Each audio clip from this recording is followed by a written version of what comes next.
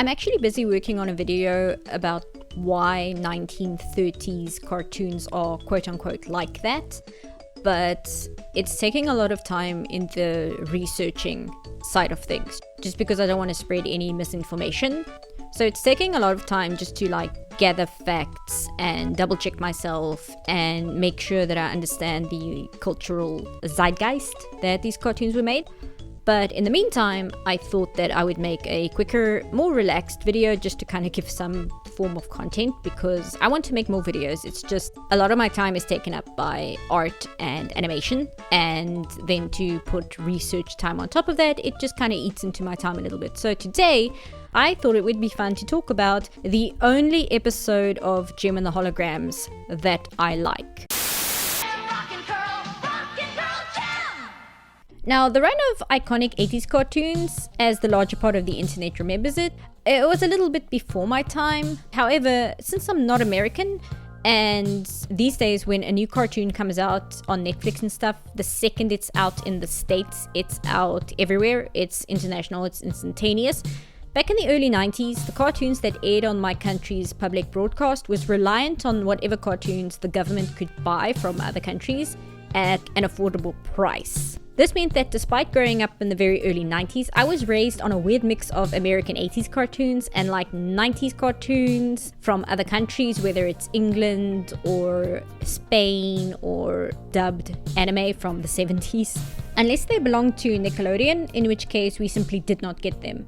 And in the case of Disney, in which case I only got to see them on Sundays during the one satellite station we have's open time, in which they aired the typical run of Disney shows at the time, from DuckTales to Goof Troop, seeing as the privately owned satellite station had more money to buy better quality cartoons and television shows with. And they would use open time for 1 hour every single night, where they would open up the satellite station so you could access it even if you didn't have a decoder, and you can watch the higher quality television as a way to entice people to buy a subscription to the satellite network. Tonight in Open Time, another episode of China Beach, that stirring portrayal of bravery, friendship and loyalty during the Vietnam War. However, this was only a very small part of the available selection to me. I could be watching Samurai Pizza Cats and have it immediately followed by Rupert the Bear, followed by Tao Tao, followed by Nelly the Elephant, all in the same day.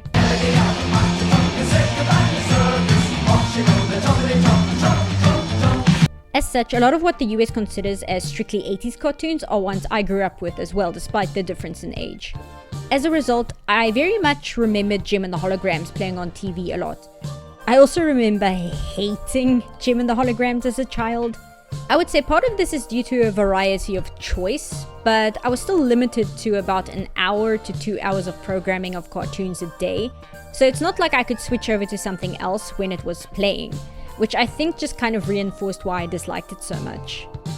This is entirely subjective, of course. Many people, some younger than me, are massive Jem fans, and it helped them immensely when they grew up, since it provided them with something they were not able to find in other cartoons. Even those who tried to copy Jem's formula, sometimes to a bloody T. I'm not going to tell them their opinions or feelings are wrong or biased or misplaced, because it really isn't. This isn't a case of like what you like, and more a case of I can understand the objective merits of this show and why it's important to a lot of people to this day. It's just, man, I hated this kind of cartoon as a child. The kind of cartoon where what would be in the early 2000s a live-action Disney show is instead an animated show about teenagers in high school dealing with high school teenager stuff, and I just hated it. I didn't give a shit about these adult-looking kids talking about boyfriends and fashion and music, and I don't know. And yes, I know Jem isn't a high school setting, but tell me this isn't the exact same breed of show. Why on earth would I be interested in this Barbie-looking pop star squabble with the bitchy punk band when I could be watching The Dreamstone right now?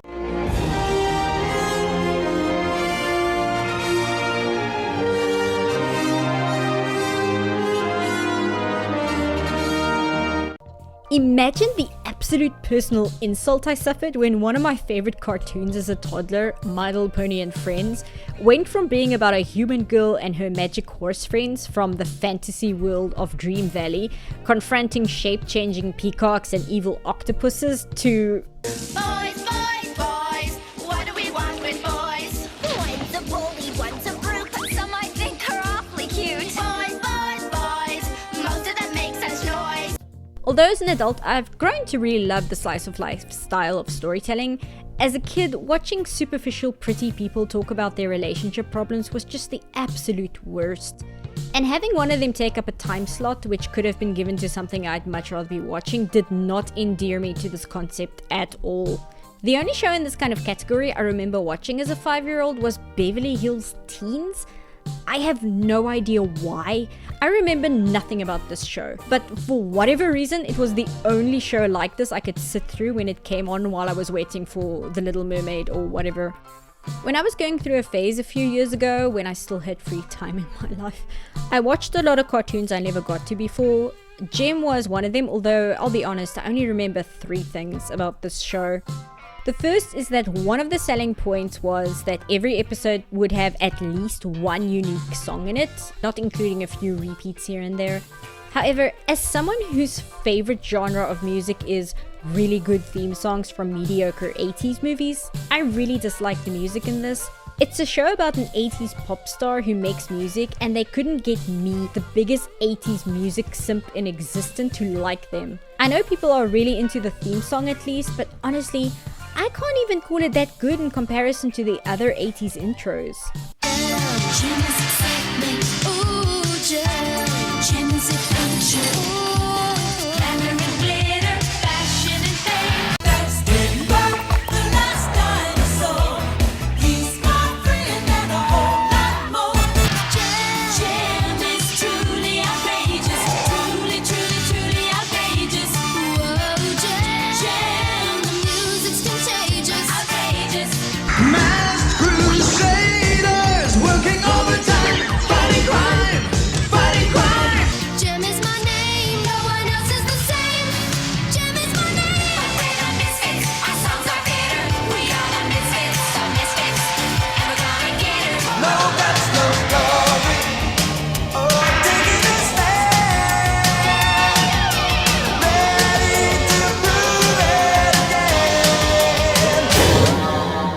The second thing I remember is, why aren't you telling your boyfriend you are Gem, Jerica?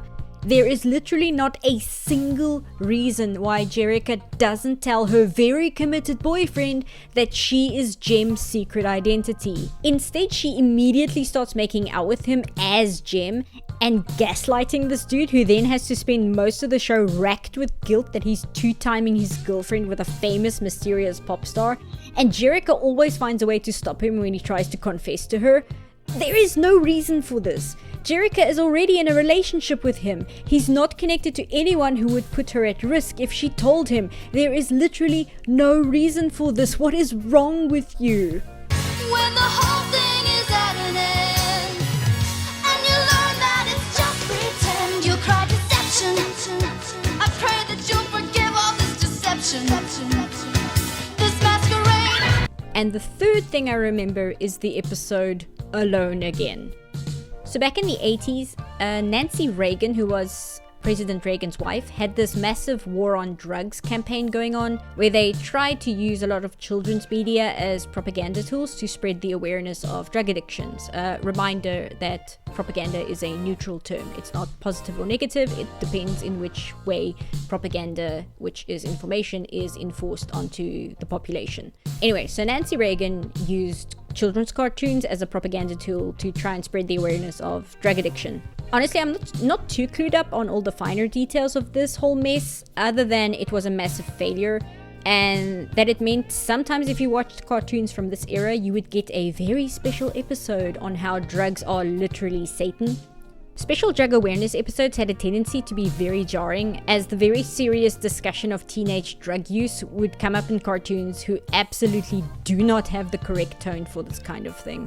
Alone Again is Gem and the Holograms' Don't Do Drugs episode, and it misses almost every swing it takes regarding the subject, to the point where it is one of the best So Bad It's Good cartoons episodes I've ever seen. Unlike, say, Kermit or Winnie the friggin' Pooh telling you how dangerous drugs are, at least Gem's setting is a good fit for this issue, as it focuses on Jerica's orphanage or foster home outreach program house thing. It's an ideal setting to try and discuss how young people who are emotionally vulnerable are often taken advantage of, and this is what this episode attempts to do. The problem is the absolute batshit levels of melodrama and insane pacing of this story. We follow a 14-year-old girl who's drawn to look like she's in her mid-20s, named Laura Holloway. She's been brought to Jerica's Starlight Mansion because she's recently lost her parents in a car crash, an admittedly horrific situation for anyone, let alone a young teenager. Unfortunately, the episode becomes hilarious less than a minute in. This is Laura Holloway. Her parents died last month in a car accident. The city has run out of room at their children's housing facility, so I've made arrangements with your Jerica Benton to keep Laura at Starlight House for the next few weeks. I can't get over how blunt this is. Something about the delivery and the straightforward, her parents died last month, as Laura is standing right there with this vaguely upset look on her face, had me bursting out laughing the first time I saw this. Knowing the young girl is most likely traumatized, Jerica and her friends try their best to be kind and patient with her. We're shown in the first interaction that Laura is obviously also really shy, and her outfit is a good use of contrast to everyone else's 80s overload. The 80s fashion in this show is absolutely my favorite thing about it. I know. Would you like to meet some of the other Starlight girls? I'm not all that good at making friends either. Could I please just go to my room? Why, sure, Laura. Why don't you come down to the rec room later? Okay, maybe.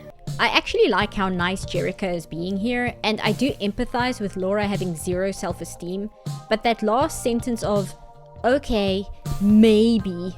It's not that it's hilarious itself, but in under 2 minutes we have had 3 sentences spoken by aliens trying to mimic human interaction. So my brain is already operating on MST3K frequency by this stage.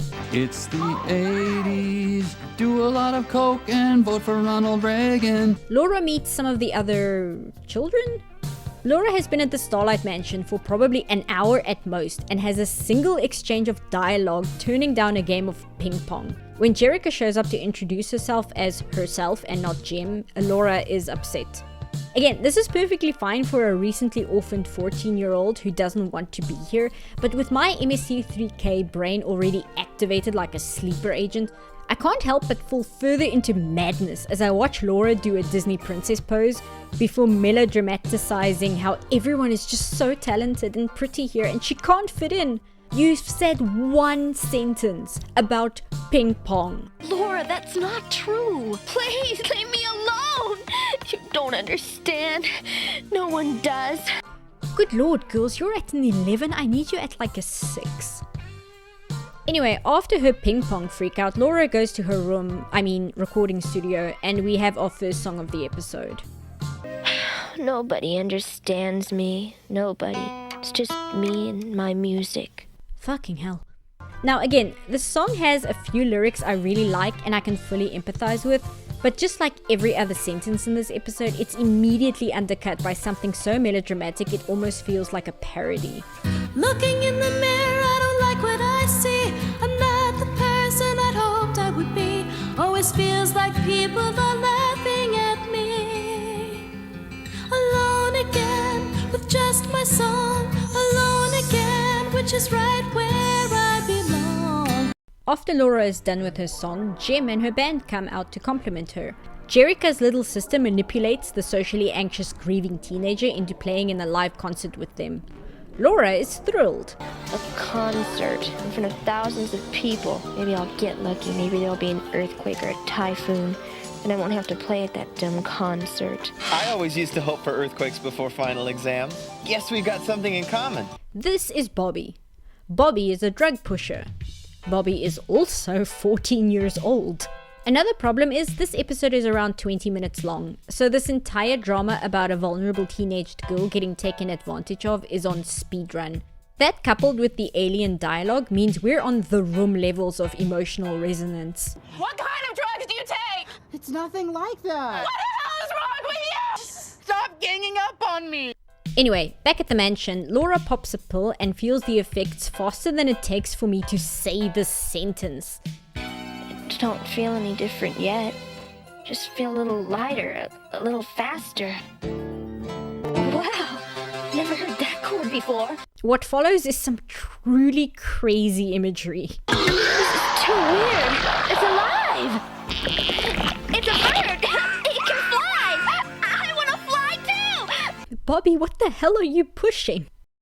Laura, please get back inside! Okay, Jerica, you may be prettier than me and smarter, but I can fly!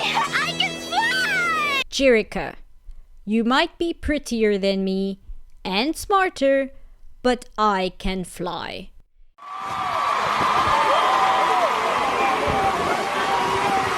Jerica is body slamming doors open and everyone is yelling and Laura is cooing and I'm trying to figure out why there are potted flowers on the roof. Also, while I was going through this episode the first time, it completely missed me that as soon as Jerica gets Laura inside the house again, Laura is immediately no longer high. Like, it's just gone. It's like it's gone out of her system. What is Bobby pushing? Were you taking anything that... Who said I was taking drugs? Maybe I was just pretending. This girl has taken one pill and she's already acting aggressively defensive. To be fair though, Jerica was really quick on accusing her of taking drugs. I mean, she is, but still. There are no drugs! Call the police if you don't believe me, but just leave me alone! Okay, I need to stop showing every line of dialogue or we're gonna be here forever. I will say, at least in this, the drugs are portrayed as pills and not just smoking like a single joint. Laura gets an infomercial montage and proceeds to age about 30 years. After deciding to practice for the concert at 4 in the morning, she gets into a fight with the lesbian girl and the next morning drops an entire pitcher of orange juice on someone. You know, at this point, if I were Jerica, I might try and intervene. How long has this been going on? Laura opens the door to her room like this and proceeds to trash the place looking for her pills. I've got to find it! I can't play my music without it! I can't live without it! I think I should add that so far, about 2/3 of this entire episode's dialogue has been delivered through hysterical screaming. Anyway, with her pills used up, Laura goes to Bobby to ask for some more, and as we all know, only the first hit is free. We then get our second song of the episode called Nightmare. This must be a nightmare. When's it gonna end? Lost without a friend. In all honesty, this song isn't that bad. The lyrics don't feel melodramatic like the first song, and I like this 70s prog rock album cover imagery they've got going on here. Anyway, Laura tries to take money out of Jerica's purse and is promptly caught. Laura! Oh, you don't understand! Running out of the room screaming, "You don't understand," feels like an Invader Zim joke. Let's run screaming! We have even more hysterical yelling as Laura goes on the lam to find Bobby. The lesbian girl drops her books and Bobby spots another potential client. He proceeds to give her the exact same pickup line he gave Laura as she happens to overhear them. Realizing her not really boyfriend is a scam artist, Laura apologizes to Jerica and Jerica shockingly gives some good advice. But I can handle this myself. I know I can. You haven't been able to stop so far. You've been a real friend, Jerica. Well, I suppose I could go to that group thing you wanted me to try. Don't do it for me. Do it for yourself. I was honestly really surprised by this. This isn't just, oh, that's rather nice. Now, this is legit good advice, and I don't think we even hear this kind of thing in modern cartoons too often, so good job on that. Laura goes to a support group, and honestly, after hearing Jerica give some actual advice, I was expecting this to kind of ground us in something resembling reality. Oh, can it, princess? Could you stop using dope? Could you get through the day?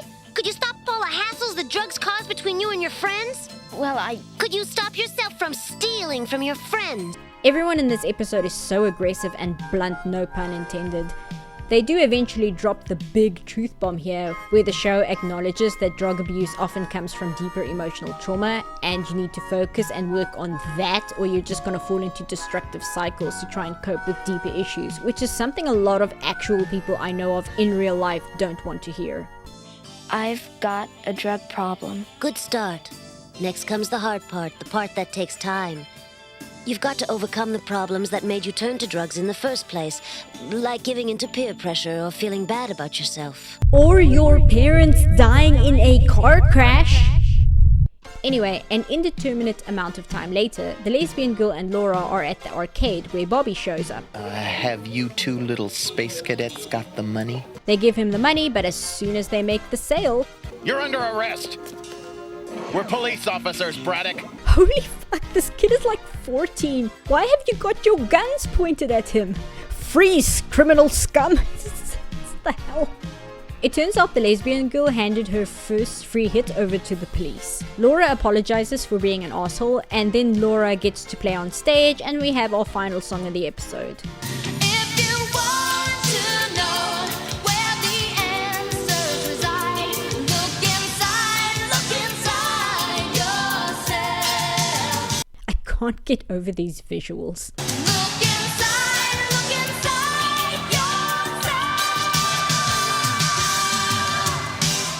Jem says she'll be right back after the commercials, like a liar, because all that's left are the credits. Do you guys remember this when cartoons used to do this? When a cartoon would tell you they'll be right back and you sit through a bunch of adverts only to come back to the show's credits. Do you remember this? This was like a whole thing back in the day. I remember it driving me crazy. Even when I knew it was going to happen and there was no more cartoon left, it's just like, just end the show, you know? Anyway, that was it. That is the only episode of Jem and the Holograms I actually like. Although it does contain some good life advice here and there, it's mostly a swirl of every character yelling at each other at the top of their voices, bizarre line delivery, nobody acts like a real human being, all the teenagers look like hobbits, Laura's drug trip before she tries to jump out a window, the fact that her parents dying is brought up once at the beginning but never mentioned again, making me think that her parents dying was never meant to be seen as having anything to do with Laura's shy nature or why she's so upset the whole time, and is more there to just excuse her presence as to why she's at the mansion. Like, the entire swirl that surrounds this whole episode, it's just so badly handled. It tries to cram in so much as quickly as possible. It feels more like you're watching a soap opera than an earnest attempt to inform children about the dangers of drug use. So many people love talking about the sheer absurdity of All Stars to the Rescue, and for good reason, but I've always felt the sheer insanity of this episode really should be remembered as one of the most out there and insane anti-drug PSA episodes of this era of cartoons. I'm not someone who enjoys will they won't they romance stories or girls media focusing on fashion or celebrity or makeup or basically anything you could put under the umbrella of the beauty community, but there is one thing that is my absolute bread and butter. It's melodramatic, tone-deaf absurdity. Happy Diwali, Priya. Priya, क्या तुम आज मेरे साथ चलोगी?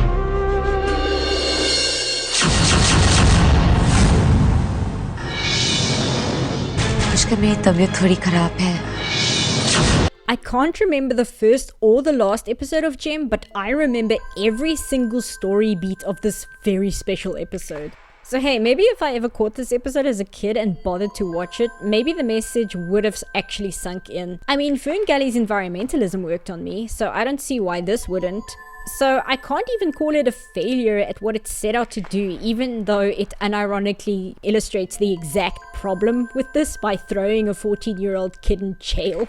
But oh well, for better or worse, this is my favorite Jem episode. You might be prettier than me, Jerica, and smarter, but I can fly. Modern classic. Show will be right back after these messages.